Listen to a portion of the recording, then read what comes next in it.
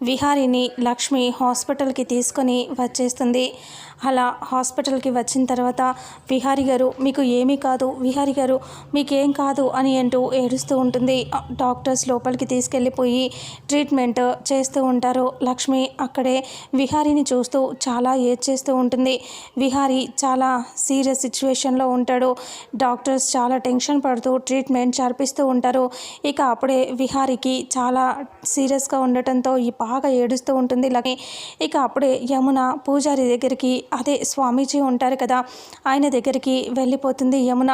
అలా వెళ్ళేసరికి ఇంకా అప్పుడే స్వామీజీకి దండం పెట్టి మాట్లాడుతూ ఉంటే, మీరు దేవుడు వేసిన బంధాన్ని మీరు అవమానపరిచారు, ఆ బంధాన్ని మీరు చాలా అసహ్యంగా ప్రవర్తించారు, చాలా దారుణంగా చేశారు, మీకు శిక్ష తప్పదు అని అంటే యమున ఏడుస్తూ మేము తప్పు చేశాము అంటే మరి దీనికి పరిష్కారం ఏంటి అంటే ఆ దేవుడు వేసిన బంధం అది.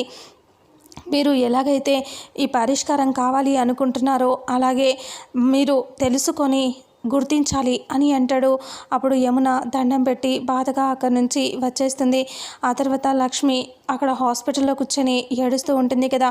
లక్ష్మిని సహస్ర ఒక్కసారిగా చాలా కోపంగా గట్టిగా ఇలా అంటూ ఉంటుంది జుట్టు పట్టుకొని, ఏయ్ ఏంటే నువ్వు ఇక్కడున్నావంటే అని అంటే లక్ష్మి లేచి నుంచోగానే జుట్టు పట్టుకొని, నువ్వు మా బావ వెంట ఎందుకు తిరుగుతున్నావే, నువ్వెందుకున్నావే ఇక్కడ, పదవే పద అని చెప్పి జుట్టు పట్టుకొని ఈడ్చుకెళ్తుంది. అలా ఈడ్చుకెళ్ళి చాలా కోపంగా గట్టిగా తోసేసేసరికి లక్ష్మి కింద పడుతుంది. అంతలో యమున అక్కడికి వచ్చేసి లక్ష్మిని అలా చూస్తూ ఉంటుంది. లక్ష్మి యమున కాళ్ళ దగ్గర పడేసరికి అలా ఎవరు అని చెప్పి లక్ష్మి పైకి చూస్తే యమున, చారుకేశవ వాళ్ళు ఉంటారు. యమున మళ్ళీ లక్ష్మిని ఇంటికి కోడలిగా తీసుకెళ్తుందా, అసలు ఏం జరుగుతుంది అనేది రానున్న నెక్స్ట్ ఎపిసోడ్లో తెలుసుకుందాం.